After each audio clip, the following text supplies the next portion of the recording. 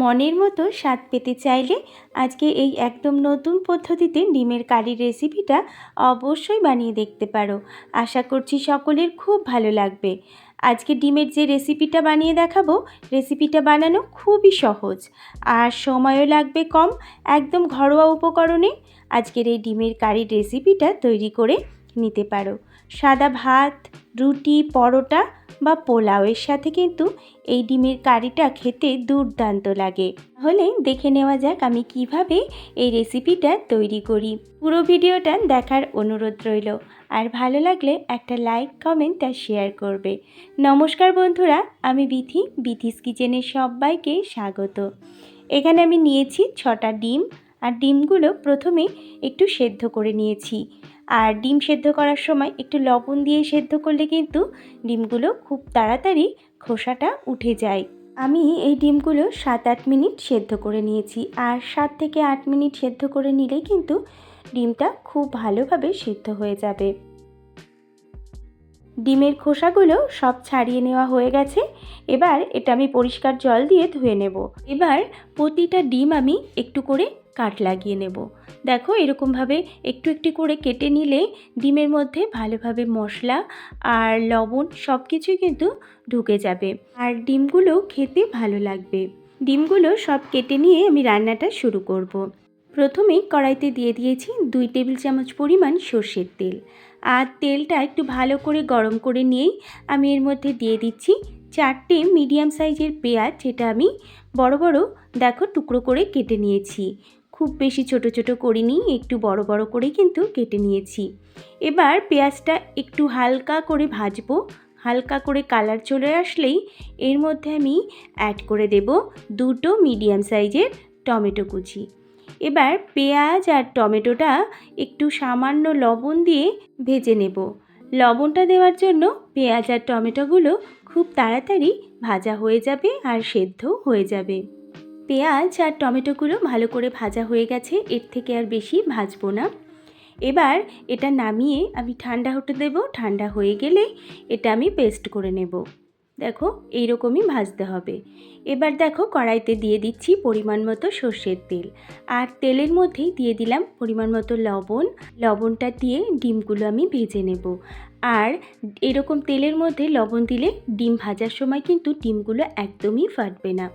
দেখো, এবার দিয়ে দিচ্ছি ডিমগুলো।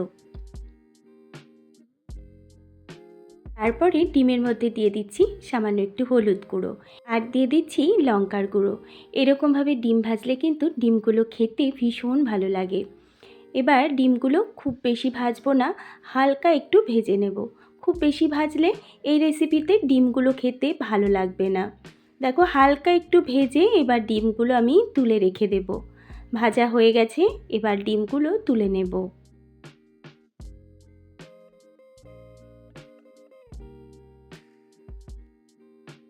ডিমগুলো সব তুলে নিয়েছি। এবার দেখো, ওই তেলের মধ্যে আমি ফোড়নে দিয়ে দিচ্ছি একটা শুকনো লঙ্কা আর একটা তেজপাতা, আর দিয়ে দেব কয়েকটা গোটা গরম মশলা, এলাচ, দারচিনি আর লবঙ্গ। এবার এই ফোড়নটা খুব ভালো করে ভেজে নিতে হবে। ফোড়ন থেকে যখন একটা সুন্দর গন্ধ বেরোবে তখন আমি এর মধ্যে দিয়ে দিচ্ছি রসুন, আদা আর কাঁচা লঙ্কার পেস্ট। রসুন আর আদা কাঁচা লঙ্কার পেস্টটা খুব সুন্দর করে তেলের সাথে প্রথমে ভেজে নিতে হবে, যতক্ষণ না পর্যন্ত রসুন আদা থেকে কাঁচা গন্ধটা চলে না যায়। দেখো, গ্যাসের ফ্লেমটা মিডিয়ামে রেখে আমি এই মশলাটা একটু ভেজে নেব। মশলাটা একটু ভাজা হয়ে গেছে আর মশলা থেকে তেল ছেড়ে এসছে। এই সময় আমি কিছু গুঁড়ো মশলা এর মধ্যে অ্যাড করব। দিয়ে দিচ্ছি 1/2 টিস্পুন ধনে গুঁড়ো, আর কালারের জন্য দিয়ে দিচ্ছি 1/2 টিস্পুন কাশ্মীরি লঙ্কা গুঁড়ো, আর দিয়ে দিচ্ছি 1/2 টিস্পুন হলুদ গুঁড়ো। এবার এই গুঁড়ো মশলাগুলো সমস্ত মশলার সাথে ভালো করে মিশিয়ে নিচ্ছি। মিশিয়ে নেওয়া হয়ে গেছে আর মশলাটা থেকে ভালোভাবে তেল ছেড়ে এসছে। এই সময় আমি এর মধ্যে অ্যাড করে দেব যে টমেটো আর পেঁয়াজটা আমি বেটে রেখেছিলাম, সেই টমেটো আর পেঁয়াজের পেস্টটা এই সময় আমি এর মধ্যে অ্যাড করে দিচ্ছি। এবার দেখো, সব কিছু ভালো করে মিশিয়ে নিচ্ছি। মিশিয়ে নিয়ে এটাকে খুব ভালো করে কষিয়ে নিতে হবে। আর এই রেসিপিতে মশলাটা কিন্তু খুব ভালো করে কষাতে হবে। গ্যাসের ফ্লেমটা একদম লো টু মিডিয়ামে রেখে মশলাটা কষাবো। দিয়ে দিলাম সামান্য একটু লবণ, আর লবণটা দিয়েও মশলার সাথে ভালো করে মিশিয়ে যতক্ষণ না পর্যন্ত মশলা থেকে তেল ছেড়ে আসছে আমি ততক্ষণ এটা ভালো করে কষিয়ে নেব। আর মশলা যত ভালো কষানো হবে রান্নার টেস্টও ততটাই ভালো হবে। দেখো মশলাটা কিন্তু কষানো হয়ে গেছে। এবার আমি এর মধ্যে অ্যাড করে দিচ্ছি গরম জল। আর গরম জল দিলে রান্নার কালার আর টেস্ট দুটোই কিন্তু সুন্দর হয়। দেখো গরম জলটা দিয়ে দিলাম।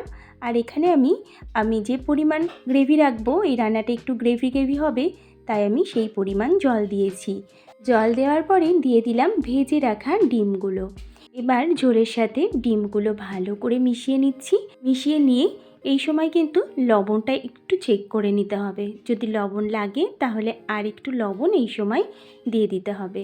ঝোলে আমি দিয়ে দিলাম পরিমাণ মতো লবণ। এবার গ্যাসের ফ্লেমটা একটু হাইতে দিয়ে ঝোলটা ফুটে উঠলেই আমি মিডিয়ামে দিয়ে এটা রান্না হতে দেব 7-8 মিনিট। 7-8 মিনিট ঝোলটা ফুটলেই কিন্তু একদম পারফেক্টভাবে এটা তৈরি হয়ে যাবে। কোনো বন্ধু যদি আমার চ্যানেলে নতুন হয়ে থাকো, আমার চ্যানেলটা সাবস্ক্রাইব করে নিয়ে পাশে থাকার অনুরোধ করব। আর আমার রেসিপিগুলো যদি তোমাদের একটু হলেও ভালো লাগে তাহলে একটা লাইক করার অনুরোধ রইল। আর এরকমভাবে ডিমের কারি একবার রান্না করে কমেন্ট করে কিন্তু আমাকে অবশ্যই জানাবে। ঝোলটা 7-8 মিনিট ফুটিয়ে নেওয়ার পরে দেখো গ্রেভিটা কতটা কমে এসেছে। আর আমি ঠিক এইরকমই রাখবো, যেহেতু এটা ডিমের কারি তাই এর গ্রেভিটা একদমই শুকনো হবে। দেখো ডিমের কারি কিন্তু একদম রেডি। কালারটা দেখে কতটা লোভনীয় লাগছে। এবার আমি গ্যাসের ফ্লেমটা অফ করে দেব। তোমরা কিন্তু অবশ্যই একবার হলেও এরকমভাবে ডিমের কারি তৈরি করবে। গরম ভাত, রুটি, পরোটা, লুচি সব কিছুর সাথেই এটা দুর্দান্ত লাগবে। এবার গ্যাসের ফ্লেমটা অফ করে আমি গরম গরম সার্ভ করব। তাহলে বন্ধুরা আমার আজকের এই ডিমের কারির রেসিপি তোমাদের কেমন লাগলো অবশ্যই কিন্তু জানাবে। তোমাদের সুন্দর সুন্দর কমেন্ট আমার রান্না করার উৎসাহ আরও বাড়িয়ে দেয়। আজ তাহলে আসি, আবার হাজির হব অন্য কোনো রেসিপি নিয়ে। সকলেই খুব ভালো থাকবে, সুস্থ থাকবে। ধন্যবাদ।